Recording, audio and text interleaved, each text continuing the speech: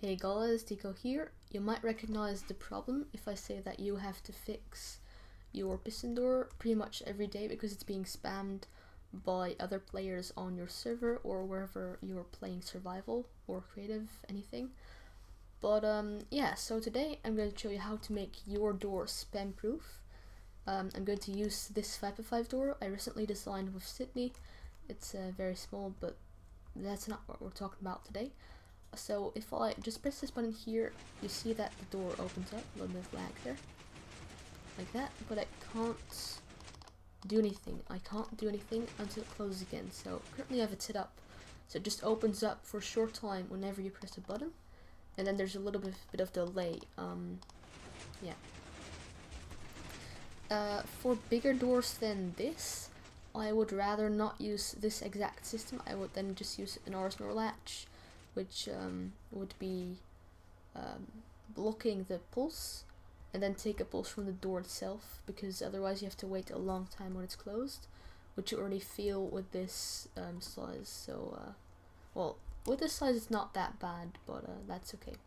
But the system I have here is basically just Codecrafted's a little pulse extender thingy, because you can not make it spam. It's like there were other ways to do this before with an Arsenal latch, but this just makes it a lot easier and smaller. So yeah. Now doing it like this also provides the option to lock the door. So now if I press this button here, it doesn't do anything anymore. Also, if you want to add extra buttons like I did over here, that's the second button, just do it just make it update this piston here. Now this piston is sticky, this one isn't, and that makes a difference, but it just has to update that piston. Now rather not make it power the piston, that makes it do weird stuff. It doesn't make it break or anything, but it just does a little bit of different stuff and makes you wait longer or something like that. So just make it update the piston like what I did here. This repeater will perfectly update that piston. Now if I press this button here, you can see that that lamp there changes. You can also use a T flip-flop. So on this side you can see I just ran the signal straight into the door like that. But you can also just use a T flip-flop and then have half the items in the hopper.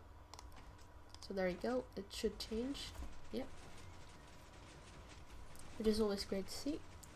So yeah, I guess I should show you guys how to build this thing. You just want to start off with a 6x1 area. The build is going to be 3 blocks tall, and then just put 2 blocks on either side with the comparator running into those. Then on the side where you want your input to be, put a sticky piston with a redstone block, and on the other side you just want a normal piston like this. Then on the bottom here you just put 2 hoppers facing into each other. You do that with shift clicking, and there you go. So now if you want to configure the amount of time the door is going to stay open or closed, it doesn't really matter, your phone in the background, whatever. You do that with the amount of items in these hoppers. So each item will add 4 ticks of delay, and the time you want to add is the time that it takes the door to open plus the time you want it to stay open. So if you just record how long it takes to open the door, you can just do that by counting, and then like say like 5 seconds or I don't know, 10 seconds or 1 minute works. Then yeah, so 1 second is 2.5 tick. So in this case I had 21 items in the hopper. It doesn't really matter where you put it, you're just gonna wait for it to reset.